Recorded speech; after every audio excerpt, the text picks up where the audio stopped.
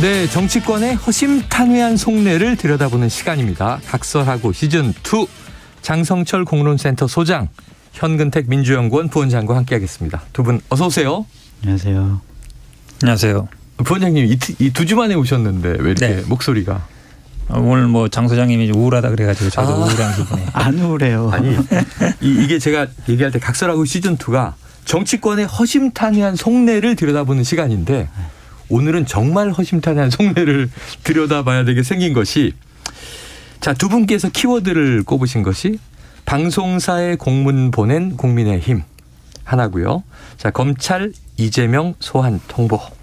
자, 이 먼저 장성철 소장님이 꼽으신 키워드를. 저 키워드는 신현원 의원 부적절한 처신, 신현영 의원 부적절한 처신. 그래요? 제가 이거를 계속 키워드를 뽑았습니다. 이건 누가 뽑은 거죠? 제가 뽑은 겁니다. 아, 이게 현 제가 뽑은 거예요. 아, 그러셨구나. 네. 서로 오늘은 다 반대였네요. 현 변호사님이 뽑으신 것 같아요. 자, 그러면 장 소장님 요거 먼저 해볼게요. 얘기 꺼낸 김에. 자, 방송사 시사 프로그램의 패널 불균형이 심각하다. 이 정진석 국민의힘 비대위원장이 각 방송사 시사토론 프로그램의 패널을 구성할 때 균형을 맞춰달라, 이런 공문을 보내려고 한다 하는 입장을 밝힌 거예요. 특정인을 공문에 명시하진 않겠지만 여러 언론에서 장성철 소장님을 꼽고 있어서 이 지목당하신 당사자로는 어떤 심경이십니까? 심경 고백.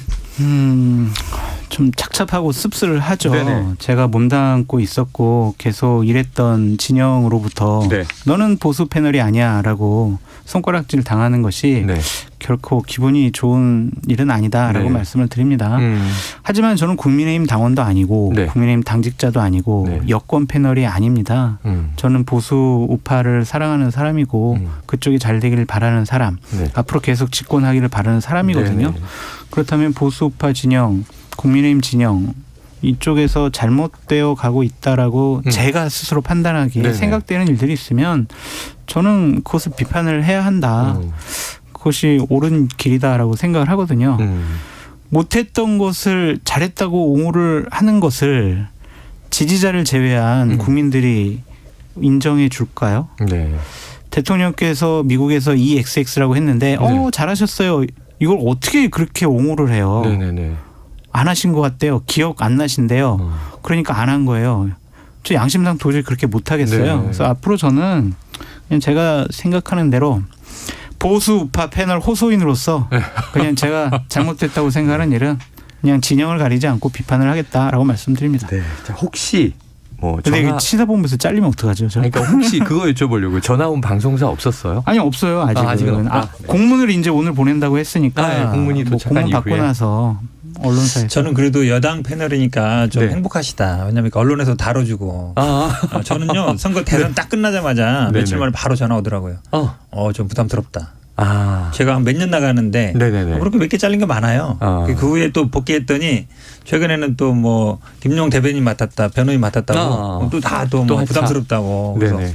아니 거기 다른 나랑 같이 나오는 분은 또 거기 변호 맡은 분도 있어요. 그러더니 네. 뭐 그건 잘 몰랐다라고 얘기하시더라고요. 그래서 그래도 이제 장성철 소장님은 집권 여당 쪽에 있었잖아요. 네. 그리고 그러니까 또 이제 언론도 다뤄주고. 그러니까 언론을 다뤄주면 또 잘 못해요 그렇게.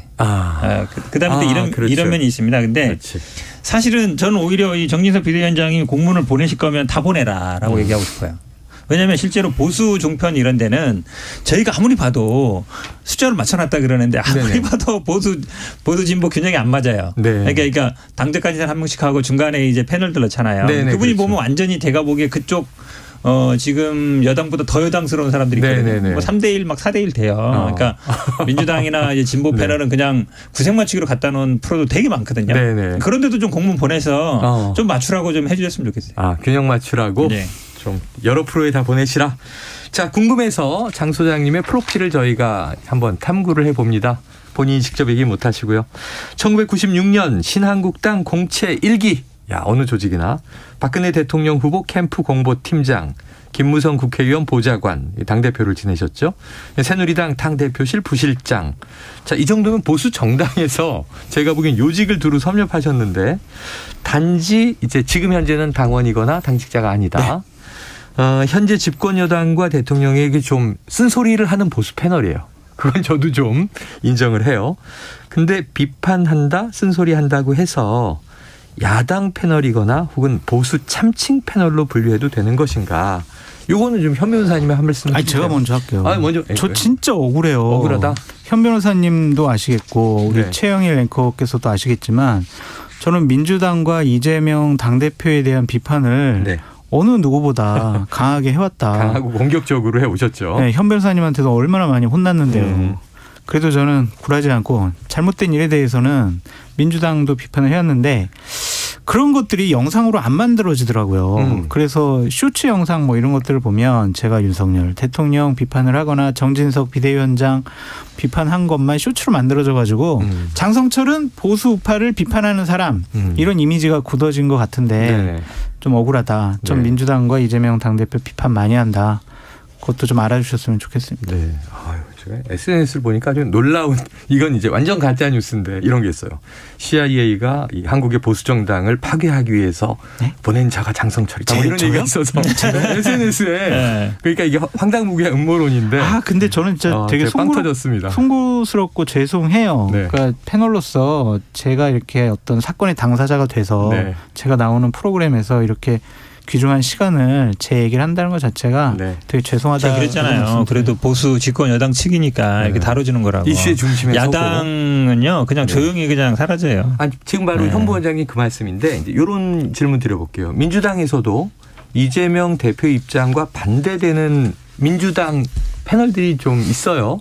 뭐 예를 들어 보면 이제 이상민 의원, 뭐 김종민 의원, 또 이제 박지현 전 비대위원장 이런 분들이 좀 반 이재명스러운 이 어떤 SNS만 해도 출연을 막 해서 그 얘기를 막 이렇게 키우잖아요. 그렇죠. 그런 이제 경향들을 저희가 보고 있는데 이런 건 어떻게 보십니까?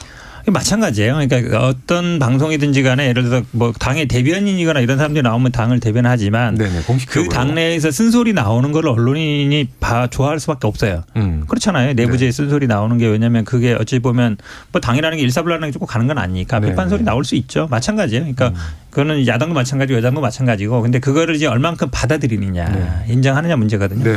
언론이라는 데가 무슨 뭐 국회는 정론관이 아니잖아요. 각 당 입장만 대변 나온 사람들이 하면 재미없잖아요. 그러면 결국 그 당내 사람들에서 쓴소리가 나오게 돼 있거든요. 그런 부분들에서 언론이 관심을 가질 수밖에 없어요. 그런데 그런 거에 대해서 이제 뭐 재편하겠다. 그러니까 사실은 당이라는 데는 이런 미디어국이라든지 뭐 공보국 같은 데는 그런 거 파악은 합니다. 네. 왜냐하면 예를 들어서 뭐 좀 불균형 안 맞다 그러면 얘기는 할 수 있는데 이거를 공식적으로 이의 제기하고 뭐 특정인을 얘기해서 이 사람을 넣어라 빼라. 그거는 이제 방송의 기본적으로 독립성이라는 게 있는 거잖아요. 네. 편성권이 있는 것이고 그것까지 관여하지는 않거든요. 근데 예를 들어서 저분이 발언하는데 저게 좀 과격하다. 그러면 사실이 아닙니다. 정정해 주십시오. 이제 그 정도는 할 수 있는데 특정 패널이 우리랑 안 맞는데 왜 출연시키느냐, 왜 우리 쪽 보수로 넣느냐. 그거는 제가 보기에는 좀 이상해요. 그럼 예를 들어서 지금은 윤석열 대통령이 뭐 당이 주류니까 뭐 이렇게 된 것 같은데 예를 들어서 유승민 의원이 만약에 대표가 되거나 아니면 그걸 바뀌었어. 네네. 그럼 그때 되면은 이제 보수 패널이 되는 거예요. 네. 지금은 아니고 네. 사람에 따라 바뀌면 안 되잖아요. 네네. 기본적으로 보수라는 건 하나가 있는 것이지 이게 개인기 아니잖아요. 뭐 민주당도 마찬가지. 민주당이 이재명 개인기 아니니까 네네. 바뀔 수 있는 거거든요. 근데 그거를 자꾸 특정인의 시각으로 이제 국민의힘이 네네. 윤석열 당이 돼야 되는데 거기에 방해되니까 네. 자꾸 이제 그거를 지금 어쨌든 전당대회도 쭉 100%를 하고 다음에 총선도 딱 이제 마음대로 공천을 해야 되는데 우리 장성장 같은 분이 있으면 자꾸 뭐라고 할 거 아니에요. 그거 안 됩니다. 총선에 망하는 길입니다. 자꾸 그게 듣기 싫거든요. 네. 그러니까 불편하다는 근데 거죠. 제발 현근택 변호사님께 제발 좀 부탁드립니다. 네네. 차라리 저를 욕해 주세요. 그냥 제 편 들어주시거나 네네. 저를 옹호해 주시면 국민의힘 쪽에 계신 분들이 제발아 진짜 제 민주당하고 친한 거 아니냐. 제 민주당 편이야. 네. 그러니까 민주당이 옹호해 주지 이렇게 하니까 제발 저를 욕해 주십시오. 욕해달라. 장사님 친해요. 아까도 저한테 밥 사줬어요. 네, 좋은 말 해달라고 밥 사준 거 같아요. 근데 이제 뇌물 먹인 거 아니에요? 네. 저도 이제 30여 년 가까이 이제 여의도 정치판에 있었는데 네. 언론 탓하는 정치인, 네. 언론이 문제야라고 하는 정권 치고 잘된 정권은 못 본 것 같아요. 네. 그런 잘된 정치 못 본 것 같아요. 왜냐하면 문제가 있고 잘못한 것은 내가 뭘 잘못했을까라고 생각을 해야지 언론이 나의 진정성을 안 알아줘서 네. 우리를 배려를 안 해줘서 우리 편이 아니라서 그래서 문제야 라고 하는 것은 옳지 않은 것 같아요. 알겠습니다. 자, YTN 보도국장 출신이죠. 윤두현 의원.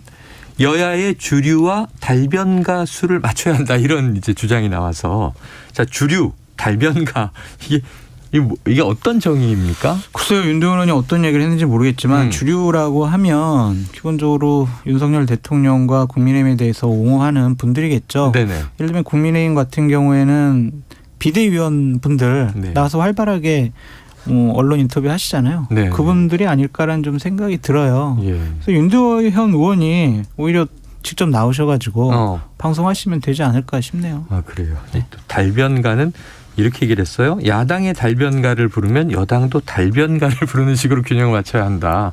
그래서 이제 어떤 이거 언변의 문제겠죠. 이제 그게 거의 좀 이제 화력이 비슷한 사람을 불러라 이런 얘기인 것 같기도 하고. 장성철 소장님 하시 말씀드리는 건 달변가는 맞고 네.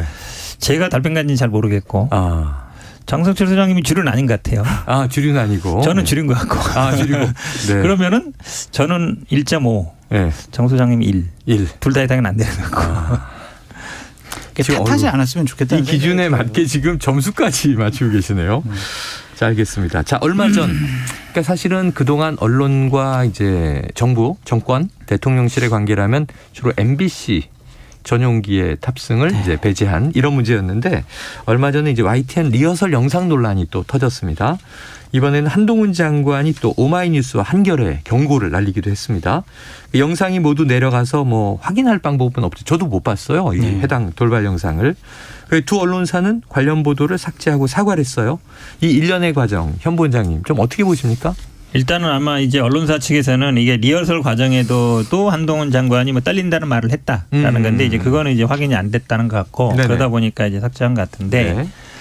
근데 이게 예전 같으면 이렇게 뭐 예를 들어서 이의 제기하면 그냥 저희들도 많이 하거든요. 네네네. 그럼 이제 언론 삭제하고 막 이러는데 삭제하기도 언론사들이 웬만하면 삭제 잘 안 해주고 사과 잘 안 하거든요. 네네네. 근데 한동훈 장관이 뭐 10억 소송하고 네네. 명예훼손 고소하고 근데 보통 이제 정치인들이 소송하는 민사 소송하는 경우도 많지는 않아요. 그러니까 이제 언론 중재위 정도는 가죠. 네네. 중재위 가면 대부분이 보면 공인인데 뭐 그 정도 언론사에서 삭제하거나 사과했으면 됐지 않냐 이렇게 되는데 이제 민사 소송 한단 말이에요. 손배소. 그렇죠. 그러면 이제 돈을 물어줘야 되니까 이게 기자를 상대로 해요. 예. 언론사도 하지만 기자를 상대로 하면 기자 입장에서는 아이고 이거 월급 얼마 안 되는데 몇 천만 원 물어줘야 되나? 네. 그 고민 안 할 수 없고. 그다음에 이제 형사 고발까지 하고 있잖아요. 네. 근데 고발을 하면 보통은 이렇게 뭐 약간 착오가 있다 이러면 이제 삭제하고 이러면 처벌까지 안 가는데 한동훈 장관이 누굽니까? 또 현재 법무부 장관이잖아요. 네. 그러면 검찰이 뭐나 경찰이 가만히 있겠냐 이런 생각을 하니까 그러니까 당연히 반응을 하는 거죠. 네. 물론 이제 언론도 당연히 팩트 체크는 해야 되는 건 맞는데 지금 장관이고 법무부 장관이고 이런 분들이 그냥 제가 보기엔 그냥 뭐 항의 전화해서 그냥 삭제해 달라 이 정도면 돼요. 아니면 뭐 삭제 안 하면 우리는 그냥 완전히 가겠다 이렇게 네네. 되는데 소송하고 고발하고 이러다 보니까 이제 이런 결과들이 나오는 것 같습니다. 근데 이건 언론이 문제라고 보여져요. 네. 왜냐하면 하지도 않은 발언을 한 것처럼 네. 좀 조작 왜곡 어떠한 그 의도를 갖고 짜집기 편집을 했다라는 것 자체는 좀 다른 의도를 가지는 것이 문제가 있는 거 아니냐라고 우리가 아니냐? 생각해 볼 수밖에 없어요. 문제되는 발언은 한동훈 장관이 리허설 때 저 국회 갔는데 한 번도 안 떨렸는데요. 네. 국민 앞에 서니까 이렇게 참 많이 떨리네요. 네. 이 발언을 리허설 때도 하고 본 방송 때도 했다 이건데 그건 사실과 아니니까 제대로 좀 확인을 했으면 좋았을 텐데 양 이제 언론사에서 이걸 확인 없이 보도한 것은 좀 문제가 아니냐라는 좀 생각이 들고 일단 사과도 하고 기사를 내렸기 때문에 이것을 또 법적으로 막 계속 문제 삼는 것도 좀 과한 것이 아니냐라는 생각도 제가 들어요. 보기에는 이게 이제 어떤 갈등, 뭐 언론과 이제 이 대통령실 간의 갈등, 뭐 특정 또 장관과의 갈등 현상인 것 같고요. 그러니까 문제는 왜 이런 얘기를 했을까? 왜 이런 공문을 보낼 필요까지 정치권이 느낄까? 이렇게 보면 언론가에서는 이렇게 해석을 합니다. 정진석 비대위원장이 이 100% 당원 투표 개정에 대해서 장성철 소장이 예를 들면 그 국민의힘인데 당 이름이 당원 100%로 간다면 이름을 당원의 힘으로 바꾸는 게 낫지 않느냐? 이런 비판에 대해서 상당히 좀 불편감을 느낀 거 아닌가? 뭐 어떻게 보세요? 그러니까 제가 얘기 듣기로는요. 이 당의 미디어국에서 패널들의 출연 횟수 이런 것들을 이번에 조사한 게 아니에요. 네네네. 3개월 전에 네. 권성동 원내대표가 비대위원장 시절에 이미 작성해 놓은 문서예요. 예. 그런데 이제 정진석 비대위원장이 되고 나서 지금 이 문제를 삼는 것은 제가 최근에 정진석 비대위원장이 비대위원장으로서 과연 적절한 역할을 하고 있느냐. 당원 당규 개정과 관련해서 상당히 좀 문제가 많다. 그리고 제가 지난 화요일에 한 방송에 가서 정진석 비대위원장에 대해서 뭐 이게 당권 후보라든지 아니면 대통령과 그렇게 가까운 분은 아닌 것 같다. 그러한 이제 내용으로 방송을 한 적이 있어요. 네네. 그거를 보고 상당히 불쾌하고 화나했다라는 얘기를 제가 다른 분으로부터 얘기를 들었어요. 네. 그런 다음에 이제 이렇게 공문으로 보낸다라고 언론 보도가 났는데 물론 뭐 제 하는 발언들이 마음에 안 들고 쟤는 왜 저래 뭐 그런 생각할 수가 있겠죠. 그런 것들은 저한테 개인적으로 전화를 하시거나 아니면은 사실관계는 이렇지 않다라고 하시면 될 텐데 이렇게 제가 출연하는 방송국에 이런 공문을 보낸다는 것 자체가 제가 참 방송국에 죄송스러운 마음이다라고 말씀드릴 수밖에 없습니다. 아니 근데 그때 어떻게 전화해가지고 아이고 저는 대통령과 아주 가까운 사람입니다. 근데 왜 안 가깝다고 하세요? 저는 뭐 당권 주자 나갈 건데 왜 아니라고 하세요? 라고 어떻게 말을 하겠어요. 옛날 이런 적이 있어요. 제가 2014년 15년도 이제 당대표 보좌관을 할 때 김무성 당대표에 대해서 상당히 비판적인 보수 패널들이 많았어요. 맞아요. 왜냐하면 당시에 그쵸, 친박이 패널 분들 막 관리하니까 그때 개헌 얘기 꺼냈다가 아주 초토화되지 않았습니까? 공천 문제와 관련해서도 그렇고 그때 저는 오히려 그 패널 분들하고 대표를 만나게 했어요. 그래서 대표가 어떠한 진정성을 갖고 지금 여러 가지 일들을 처리하는지 진솔하게 좀 이해도 시켜라. 그래서 자꾸 만나라. 그리고 소통을 해라. 저희가 계속 주장했던 내용들 사전에 다 정리해서 다 보내주고 참고하시라고 평론할 때 그게 맞는 것이지 가만히 꽁하게 있다가 듣고 나서 기분 나빠. 출연시키지 마. 이런 식으로 접근하는 것이 과연 맞는 것이냐라는 생각이 좀 듭니다. 그래요. 알겠습니다. 자, 이번엔 정치권 현안도 좀 두 분께 여쭤볼게요. 자, 아직도 데이트 중이다. 뭐 로맨스. 김장연대 얘기죠. 누구와도 연대하지 않겠다. 이렇게 얘기하고 나서는 또 나경원 전 의원. 그리고 이제 정작 윤심은 다른 쪽에 있어. 장관 차출설, 뭐 권영세 또는 이제 원희룡. 이런 여의도의 설들이 참 많이 난무하는데 자, 두 분 이런 건 어떻게 보십니까? 그러니까 작가님하고 PD님이 자꾸 이러한 그 질문을 하니까 제가 비판을 하고 또 저 정진석 비대위원장한테 욕 먹고 혼나고 막 그러잖아요. 작가님 비판하지 마세요. 저 대탓을 하세요. 제가 그러니까 잘못했습니다. 참 대통령의 뜻이 그리고 판단이 어디에 가 있는지 아직 명확치 않은 것 같아요. 그래서 많은 당권 주자들이 나일 거야. 나야. 이런 나예요. 이러한 병에 걸려 있다라고 말씀드리고 싶고 이번에 당원 당규가 개정이 됐기 때문에 당원으로부터 강력한 지지를 받는 분들은 저류의 기회다. 내가 당대표가 될 수 있어라고 생각할 거예요. 그래서 욕심을 버리지 않을 것이다 라는 생각이 들고 당원 당규가 개정됐으니까 윤석열 대통령을 좋아하는 당원들은 내가 윤핵관들과 가깝고 윤석열 대통령을 옹호를 하면 나를 당대표로 만들어줄 거야. 이런 생각 때문에 장제원 의원하고도 친하게 지내려고 하고 대통령에게 충성 발언을 많이 하고 있는데 저는 이것은 옳지 않은 것 같아요. 자칫 잘못하면 정말 당원들이 뽑아야 할 전당대회에서의 당대표 선출이 대통령이 지명하는 형식으로 갈 것 같아요. 그러니까 윤심이 어디에 있어. 당원들이 또 윤핵관들이 그 사람을 뽑아요. 명확한 시그널을 줄 것이다. 그거는 이건 지명과 다름이 없죠. 다름이 없다. 그럼 이거는 민주정당이냐. 이것은 상당히 우려스럽고 걱정된다라고 말씀드려야겠습니다. 제가 하나 말씀드리면 참 김혜영 비대위원이 현장 투표 미국은 현장 투표한다 이 얘기를 했어요. 저는 이거 굉장히 의미심장하다고 봐요. 왜 그러냐면 당원 100%도 지금까지 이제 예전에는 현장 하다 지금 모바일로 한단 말이에요. 그러니까 누구든지 참여하는데 현장 투표를 하면 동원이라든지 그러니까 그 동원력 있는 사람 되거든요. 모바일로 가입하거나 뭐 젊은 분들은 현장에 잘 안 가요. 대부분 보면 민주당도 지금 다 모바일 하거든요. 현장 하면은 결국은 투표소를 어디에 설치하는지. 왜냐하면 뭐 전국에 다 할 수는 없잖아요. 몇 군데 한단 말이에요. 거점물로. 그러면 갈 수 있는 사람들이 한계가 있어요. 지금 당원이 뭐 80만, 90만 막 이렇게 하지만 실제로 현장 투표를 하면 10만 명도 안 할 가능성이 있거든요. 그러면 사실은 현장 그 인원 동원이 가능한 사람들이 될 수 있어요.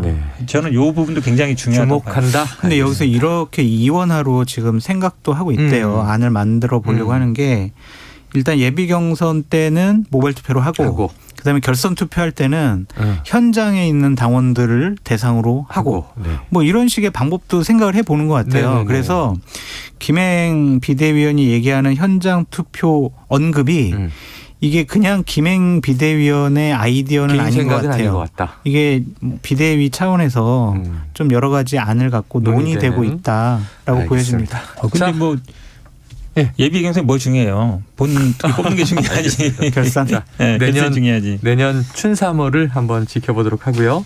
자, 뭐 갑자기 바뀌긴 했습니다만 아까 처음에 언급하신 대로 장성철 소장은 찐 보수 우파 패널로 이 신현영 민주당 의원의 닥터카 논란을 다루려고 꼽으셨는데 지금 갑자기 나온 뉴스가 속보가 지금 검찰이 어제 성남 FC 의혹 관련해서 이재명 민주당 대표를 소환하기로 통보했다.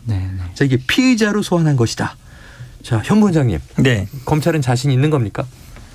뭐 소환 조사야 어느 정도 다 예상은 되던 거죠. 뭐 하겠다. 왜냐하면 지금 아시다시피 이제 성남에서 FC 사건 수사한 지 오래됐잖아요. 예전에 이제 무혐의했다가 정권 바뀌면 다시 수사하는 건데 수원에서도 지금 뭐 쌍방울 사건 수사 있고 중앙지검에서 이제 대장동 수사하고 있는데 근데 예상은 왜예요? 보통은 아마 이렇게 여러 군데 있으면 한 군데서 모아가지고 보통 이제 중앙지검에서 할 가능성이 많죠. 네네네. 중앙지검으로 쭉 모아서 한 번에 조사하지 않겠냐 봤는데 성남 FC 먼저 수사한 거 보면 이제 별도로 각자 가겠다는 거잖아요. 보통 이제 아무래도 서울중앙지검이 수사의 중심이고 그다음에 수원 특수부도 뭐 그 다음이고 그다음에 그 성남은 지검이거든요.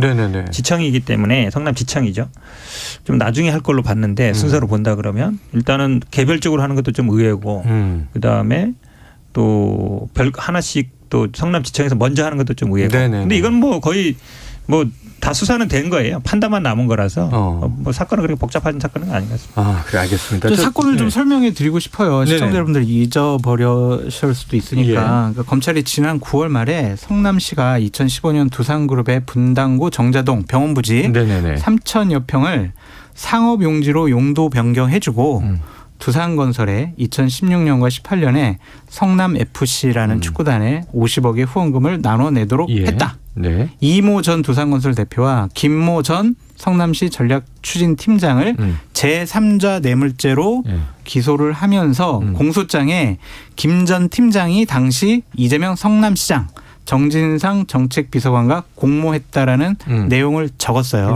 그래서 이러한 사건에 대해서 계속 조사와 수사를 해왔고 결국에는 28일 날 이재명 당대표를 소환 조사하겠다라는 검찰의 입장이 나온 거죠. 입장 말씀하시니까 저도 뭐 변호를 안 할 수 없는데 왜냐하면 이게 결국은 우리가 뭐 용도 변경이나 뭐 이런 거 할 때는 이제 기부 체납을 많이 받아요. 기부 체납을 받는데 이제 그 당시 뭐 법적 근거가 있냐 없냐 모르겠지만 어쨌든 용도 변경을 하게 되면 뭔가 이제 혜택이 돌아가니까 그거에 대해서는 뭔가 이제 회수하는 거거든요. 그거를 이제 후원금 형식, 광고비 형식으로 받았다는 건데, 근데 문제는 이런 거죠. 그러면 이게 결국은 개인적인 이득을 위한 거냐. 뭐 시민구단이라는 게 아시겠지만 예전에 성남 1화가 굉장히 잘 나갔거든요. 1화 그룹이 이렇게 무너지면서 그게 이제 원래는 딴 데 매각하려고 그랬어요. 매각하려고 했는데 시민들이 반대한 거죠. 아, 우리 구단 있어야 된다. 성남에 두고 싶다. 그러면 시민구단이라는 거는 후원을 못 받으면 광고를 못 받으면 시민 세금이 나가야 돼요. 그렇잖아요. 어쨌든 이게 돈이 100억 이상 나가거든요. 그런데 그거에 대해서 이제 광고를 받은 건데 그거를 마치 이제 개인적인 어떤 정치적인 이득을 받은 것처럼 이렇게 몰아가는데 사실은